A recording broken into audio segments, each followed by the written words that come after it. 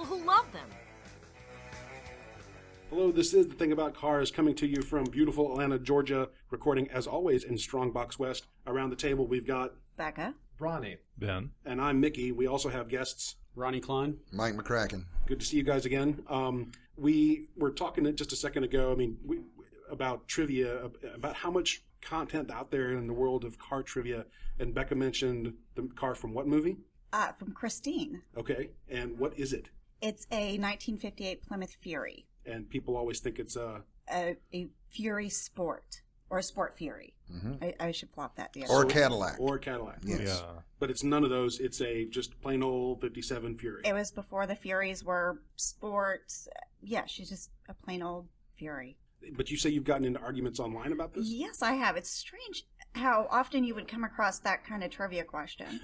Because the movie came out well, actually, the book, I believe, came out 83, 84. The movie followed. It's a Stephen King, and then, of course, John Carpenter did the movie. A couple years later. Here's my shameful confession is I've never read a single Stephen King book ever. I love Stephen King, but the end of every book frustrates the living pope out of me. Yeah, I'm trying to talk nicely here. And it's always a rule that if you read the book, don't watch the movie. If you watch the movie, don't read the book. Christine is absolutely fabulous, both in book and movie, and love them both. One of my favorite of all time. It'll always make my list. What's your favorite movie? Christine. No kidding. Because of the car? Well, there's probably more to it, and I would probably show some of my craziness in it. But she is a beautiful car. Okay. She's a beautiful car, and everybody thinks she's ugly, and that's also a part of it. Because I kind of pick out cars that aren't. Right. Do you guys have a favorite movie car? I don't know that Two-Lane Blacktop, is a kind of an old cool movie, and it's a 55 Chevrolet Bel Air, and it was that was a bad car. Yeah. It was a cool movie. anything in Fast and Furious. Those are the coolest cars in the world. I can't argue. Now you know the age difference. You just saw the age Charger. Just the yes, Charger. the Charger's awesome. And that Charger would have kicked its butt. Becca's into muscle. Becca's into old school muscle, I think. Oh, yeah.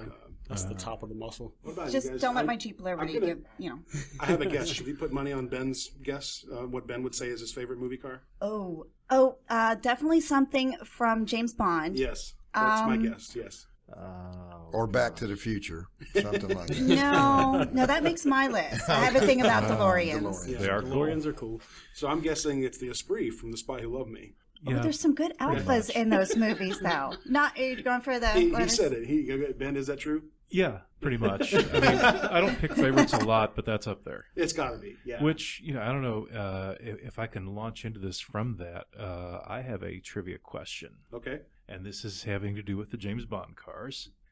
In the silver screen era of James Bond, not the books, the movies, the first car he drove in a car chase on the silver screen, was it? Was it the Aston Martin DB5? Was it a Sunbeam Alpine? Was it a Ford Mustang? Or was it a 57 Chevy? Oh. Ooh, I think Sunbeam. I have that one. I think I know the answer. But go ahead. You guys want to guess? I'm going to say the Aston Martin DB5.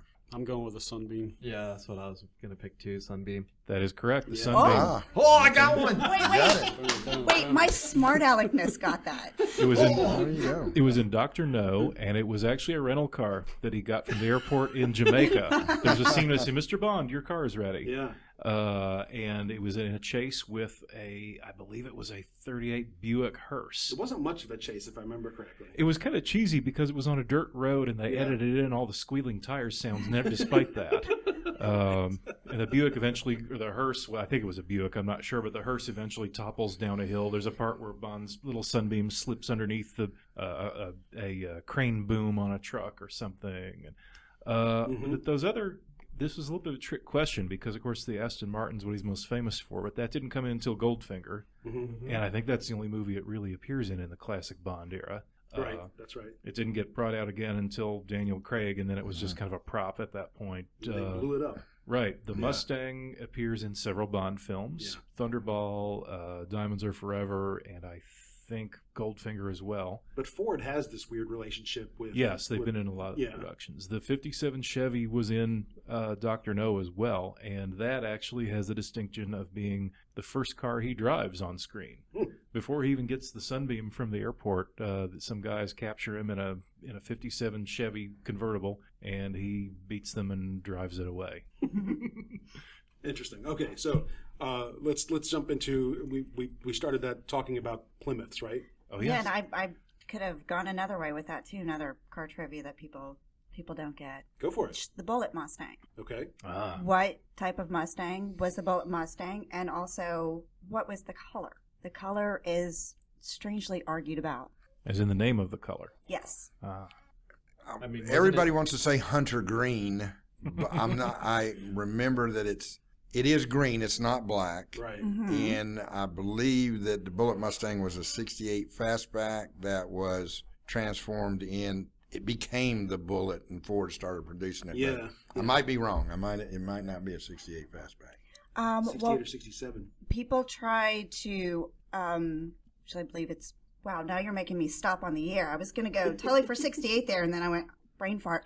But people try to make it a Shelby, and it was just a 390 GT. That is correct. The name of the color is Highland Green. Highland Green. So you were very close. Started with an H. You were on the right Okay, track. You all were right. on the right track. Yeah. But yeah, it's the argument over what was the color called, and that is specifically for anything that's Bullet. But it was a GT. It was a 390 GT, but it was not a Shelby or anything. Nothing super exotic. Right. Cool. All right, I'm going to do a couple elements here that we're going to say are laws that Georgia drivers don't know exist. All of them. In Georgia. True, right. On 285. On 285, all of them. All of them. Right. Free for all on 285. In Georgia, true or false, can you be pulled over for doing the speed limit? Yes. I agree.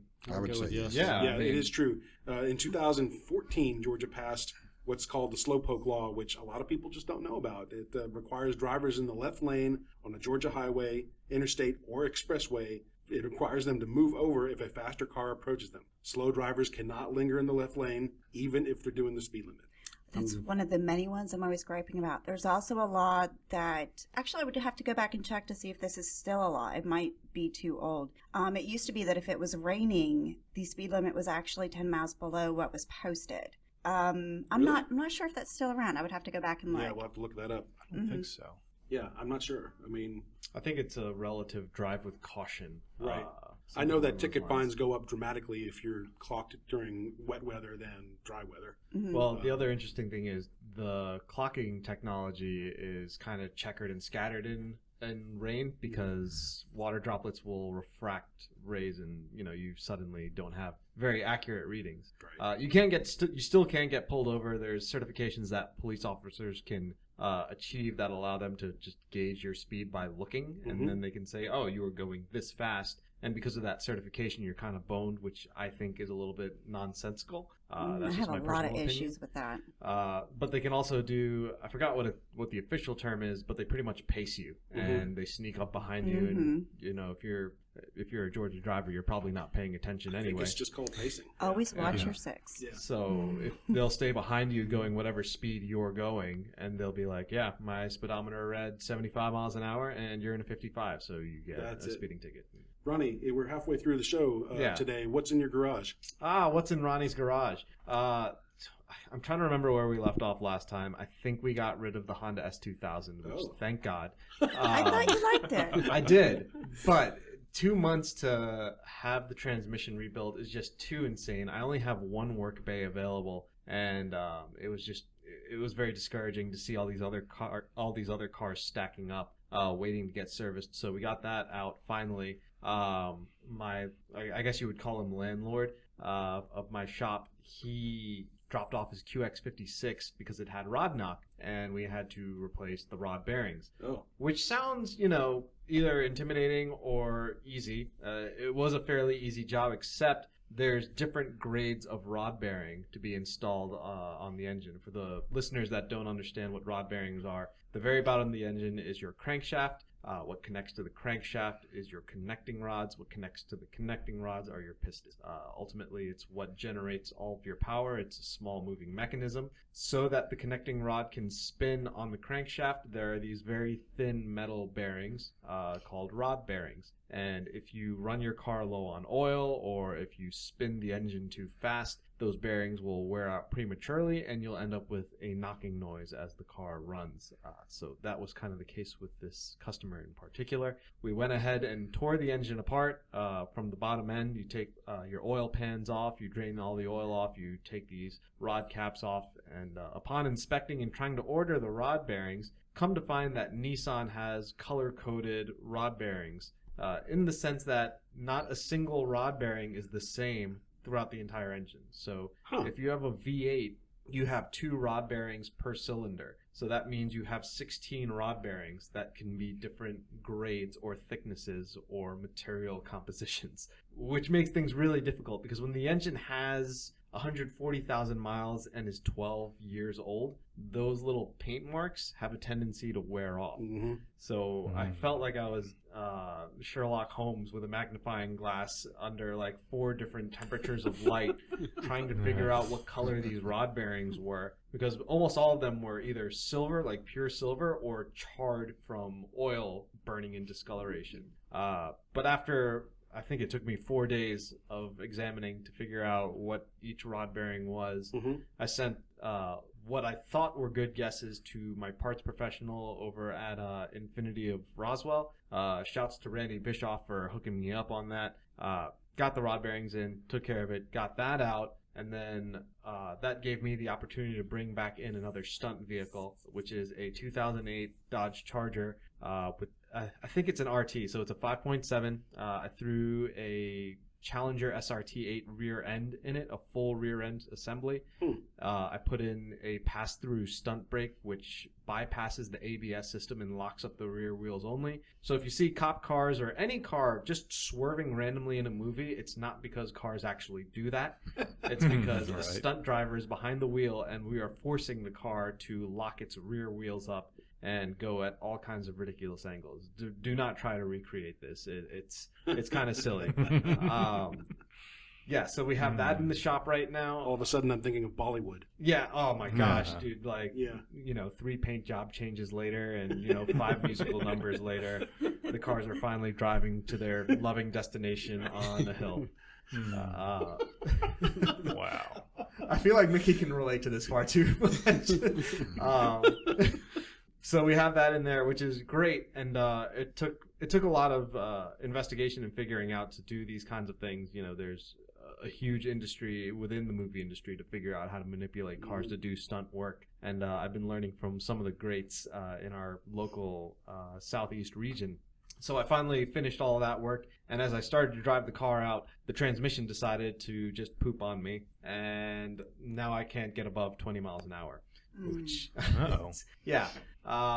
I gotta say, Dodge, you guys are killing me here with your quality. It's kind of painful. The car was in service as a police vehicle, and half of the interior panels are held together by tech screws, because once you pull a panel off, the Christmas tree falls apart. For those of you that don't know what a Christmas tree is, it's a plastic push pin that helps hold plastic panels in place, and you're supposed to be able to take them off in such a way that you can put them back on. However, that's not the case for Dodge. They found the cheapest plastic available in Taiwan, and they said, you know what? It only needs to work once anyway, right? So it goes in once. Well, that was the thing. I thought that they were sort of designed to be disposable. I mean, they shouldn't be. Yeah. No, they shouldn't be. That explains the interior of my Liberty. Yeah. Someone pulled it off once or one time too many. Yeah. Right. I mean, it's a bit presumptuous for anyone to say, oh, you never need to take our panels off more than once anyway. Right. Yeah. But serviceability is a huge thing for any vehicle. Like, that's just a fact. And even, super modern cars like Tesla, they recognize that, things have to come apart, right, and then they have to go back together. Makes you glad you're not an audio installer, doesn't it? Oh my goodness gracious! I feel bad for those guys. Yeah. But yes, I am. That's what's in my garage for right now. Hopefully, more exciting things will be happening as I get off of the movie I am currently working on. Okay. Cool. Ben. Oh, well, let's see. To tie back to some of these movie cars, Mustangs and Aston Martins and such. You remember a couple of shows ago we had a fun little talk about that Lego Mustang kit that came out, 1,500 pieces. I pulled that out to look at. Yeah, the release date I think was in May, wasn't it? I don't know, but they have come out with another one in that series. And it is the James Bond Aston Martin. Oh, Ben and I are both going to be working on Legos now. So it's like, it's a $150 kit or something like that? Yeah. All the Legos to build the thing? And it's a silver DB5 GT, and it even has a few working gadgets in it. We do play with Legos. There you go. Hey, Legos are great. I believe the ejection seat works, and the little guns behind the headlights, and the license plate flipper works. I don't think it's as good looking as the Mustang kit is, but it's still a very cool little Lego set. Toy, right? Yeah. Well, I'll always argue which one's the best looking. No offense, I know what you. and I know you guys don't know. I have an entire room called the Mustang Room that's full of Mustang collectibles. So the previous Mustang Legos that are much smaller than this new one coming out, and so the new one's like a foot long, and huge. Whereas the prior ones that Lego did were the deck of cards sized. A little bit bigger, but roughly. Right. Okay.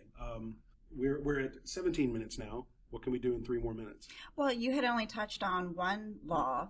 Yeah, the next one is Georgians don't know. So the next law, I'm not even going to ask.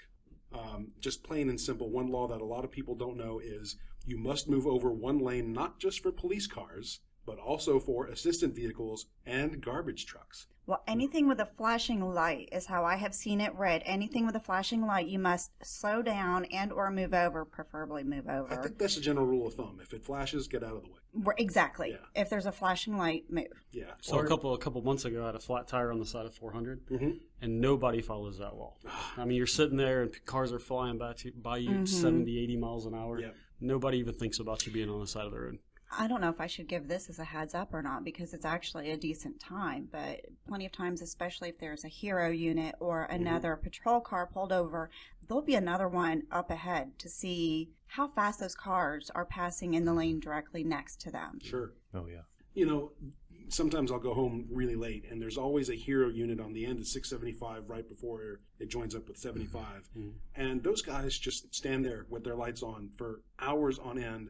And this happens like daily, or I should say nightly, and I can't figure out why, because everyone's pulling over to miss that lane when in fact there's no services being provided there. That truck is just biding time. Does he have his lights flashing? He's got his lights flashing, and in fact they're kind of blinding, which kind of makes me angry. I have an issue with that. Then turn off your flashing lights. Well, and it turns out that it's not just on 675. So not only have I seen this reliably on 675 dozens of times now, but if I'm coming down 75, they've got a partner in crime sitting over there doing the same thing. Is it an area where people are frequently having accidents or breaking down, or so they're not not slowing people down? It's a channel of a lot down? of traffic, though, right? Yes, there's a lot of traffic that goes through. But on 675 in particular, it's a 2-lane road.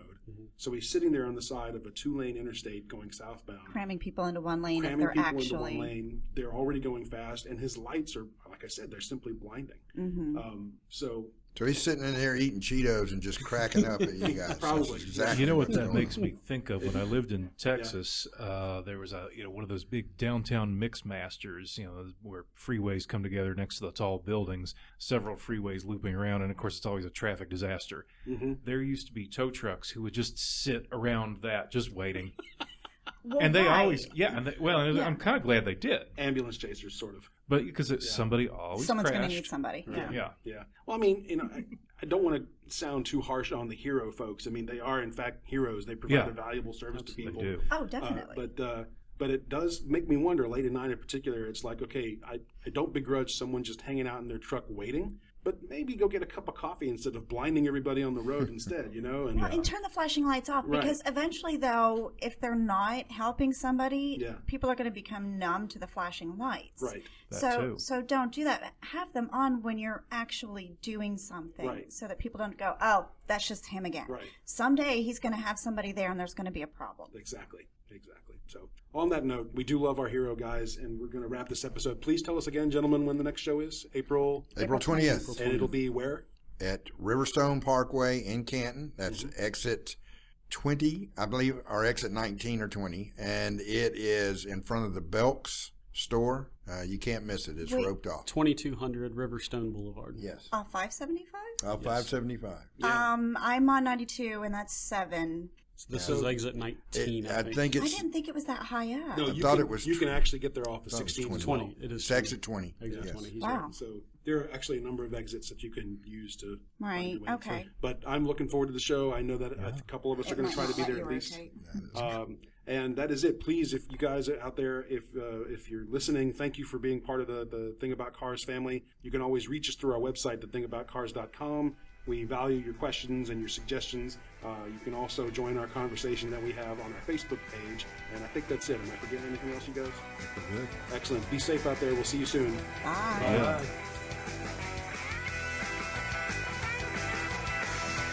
Thank you for listening. This has been The Thing About Cars. We'll see you on the road.